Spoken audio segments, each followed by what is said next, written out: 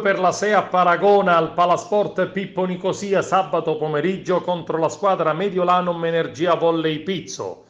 Il sestetto dell'Agrigentina, allenato da Francesco Eliseo, ha battuto 3-0 la Mediolanum Energia Volley Pizzo e rimane saldamente in vetta alla classifica a punteggio pieno dopo 2 giornate di campionato.